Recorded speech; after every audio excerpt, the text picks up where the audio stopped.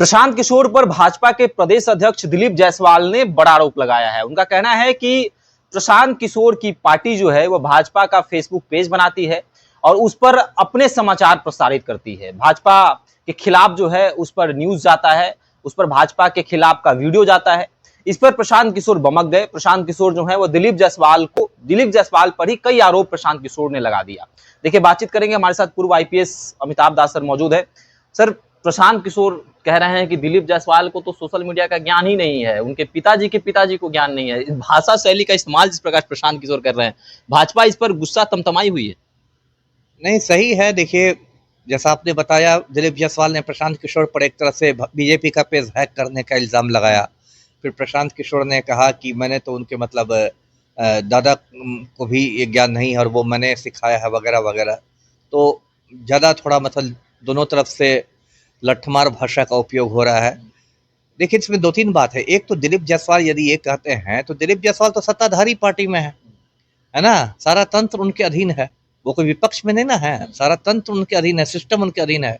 वो साइबर थाना में वो रिपोर्ट लिखवाएं, और अगर साइबर थाना को सबूत मिलता है कि सच में हैक किया गया है पेज, तो कानूनी कार्रवाई हो, गिरफ्तारी हो। कोई व्यक्ति थोड़े कानून से ऊपर है, प्रशांत किशोर है या कोई हो, हैक करने वाला कानून से ऊपर थोड़े है।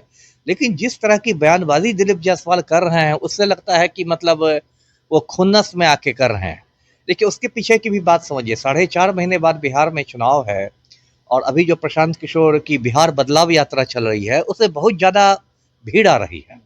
जबकि अभी प्रचंड गर्मी पड़ रही है, मौसम भी बहुत प्रतिकूल है। इसके बावजूद आप देखेंगे जहाँ भी प्रशांत किशोर जा रहे हैं बहुत भीड़ है।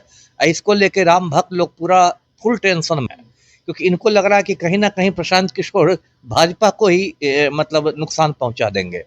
तो इसलिए ये अनर्गल बयानबाजी एक तरह से हुई है। टेंशन में सब लोग हैं।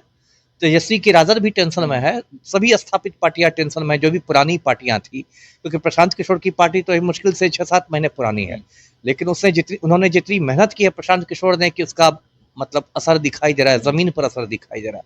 तो ये बात कही, ठीक है। प्रशांत किशोर ने भी कह दिया कि उनके पिताजी के पिताजी को नहीं था। ठीक है, कुछ लोग कह सकते हैं कि अमर्यादित और असंसदीय भाषा है। लेकिन फिर इस दिक्कत यह है ना कि इस देश में सबसे पहले अमर्यादित और असंसदीय भाषा का इस्तेमाल भाजपा वालों ने करना शुरू किया। पूरे राम मंदिर आंदोलन के दौरान जिस तरह भाजपाइयों ने मुसलमानों के खिलाफ गंदी गंदी बातें कही, अमर्यादित और असंसदीय बातें कही, वो सबको पता है। तो जब आपको करना आता है तो सामने वाला भी करता है। उसको जब आप बोलते हैं गलत बात, तो फिर सुनने के लिए भी तैयार रहिए। इसमें फिर शिकायत किसे कीजिएगा। बीते कुछ दिनों को देखा जाए तो जनसुराज में कई नेताओं ने जनसुराज में वो शामिल हुए हैं। उदय सिंह को प्रदेश अध्यक्ष, राष्ट्रीय अध्यक्ष बना दिया गया। मनीष कश्यप, पवन सिंह की अब चर्चा हो रही है। आरसीपी सिंह ने सदस्यता ले ली। तो ये जो जोश आ रहा है प्रशांत किशोर के अंदर, ये क्या इन सभी चीजों से आ रहा है? और साथ ही साथ एक और सवाल है कि प्रशांत किशोर इन सभी चीजों से क्या मजबूत हो रहे हैं या कमजोर हो रहे हैं? क्योंकि पार्टी के बागी नेता तो आ रहे हैं, लेकिन जिस सीट से पुराने नेता जो वहां से तैयारी कर रहे थे, उनका क्या होगा? नहीं, जोश की जो वजह है, वो जोश तो देखिए भीड़ देख के है। भीड़ का जो रिस्पांस है उसको देख के प्रशांत किशोर में जोश है। बीच में देखिए गांधी मैदान में प्रशांत किशोर ने एक रैली भी की थी, आपको याद होगा। लेकिन वो रैली कहीं ना कहीं फ्लॉप कर गई। उस रैली का काफ़ी मजाक भी बना, बहुत तस्वीरें भी सोशल मीडिया पर वायरल हुई कि सिर्फ मंच के आसपास लोग हैं। और उस रैली के बाद उनके विरोधियों ने कहना शुरू किया कि अब तो खेल खत्म है जनसुराज पार्टी का, अब तो इसको बिहारियों ने नामंजूर कर दिया।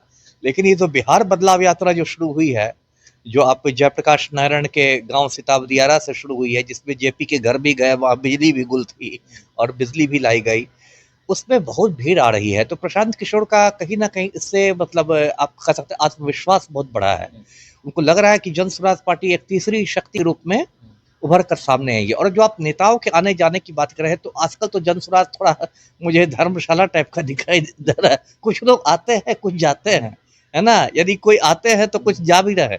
जैसे मुनाजिर हसन आए, देवेंद्र प्रसाद यादव आए, 2 अक्टूबर को ये लोग सब मंच पर दिखाई दिए, पुराने नेता हैं। लेकिन आजकल बिल्कुल ये लोग नदारद हैं, कहीं दिखाई नहीं देते हैं। आनंद मिश्रा इतना धूमधाम से है, पूर्व आईपीएस, और उनको बड़ी जिम्मेदारी भी दी। प्रशांत किशोर ने युवा शाखा का अध्यक्ष भी बनाया। एकदम 100 बाइकर्स के साथ निकले, गला में पीला गमछा डालकर। लेकिन अचानक आनंद मिश्रा का मैं कल इंटरव्यू सुन रहा था, उनको तो लग रहा है कि राजनीति से ही एकदम मोह भंग हो गया। कहते हैं अब मैं आनंद सेवा केंद्र चला रहा हूँ।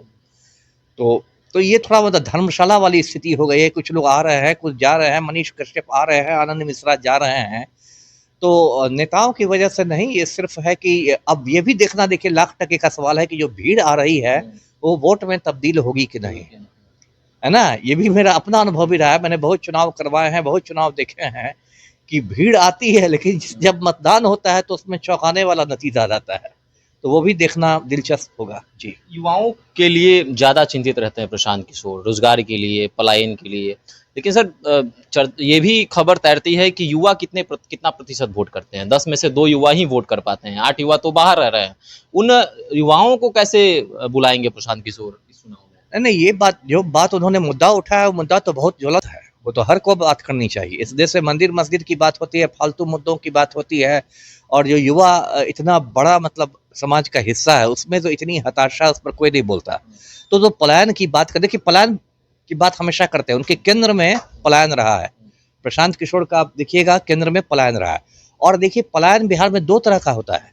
एक तो युवाओं का पलायन होता है, जो शिक्षा के लिए जाते हैं या नौकरी के लिए जाते हैं, और दूसरा पलायन किसका होता है? मजदूरों का पलायन होता है, जो मतलब अंगूठा छाप है, नहीं पढ़े लिखे हैं, लेकिन वो भी अपना रोजी रोटी कमाने जाते हैं। 2 किस्म का पलायन है, शहरों से युवा और इसका पलायन है, गांव से मजदूरों का पलायन है। तो प्रशांत किशोर ने पलायन को अपने केंद्र में रखा, और इसके लिए वो मतलब बधाई के पात्र हैं कि उन्होंने ज्वलंत मुद्दे को उठाया है। और आप जो कहते हैं कि युवा वोट नहीं देता है, तो वो तो युवा का मूड पर है ना। मान लीजिए बाहर ही रहता है, ये जब चुनाव होंगे नवंबर में, छठ के आसपास, तो उसमें तो बहुत सारे बिहारी लौटते हैं बिहार में।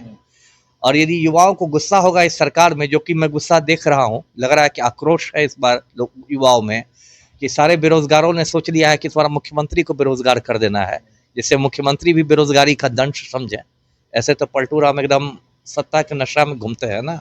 तो इस बार मुझे लगता है कि जनता बदलाव के मूड में है, और उनकी स्वभाव में भी युवा लोग आ रहे हैं, अच्छी खासी संख्या में आ रहे हैं। जी, चलिए, तो क्या जनता बदलाव के मूड में है? और दिलीप जायसवाल ने आरोप लगाया तो प्रशांत किशोर ने उसी तरीके से जवाब भी दिया। और इस जोश का कारण क्या है?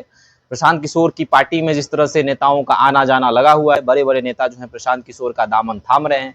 इससे क्या प्रशांत किशोर को आने वाले विधानसभा चुनावों में फायदा पहुंचेगा? आप हमारे साथ कमेंट सेक्शन में रख सकते हैं। धन्यवाद।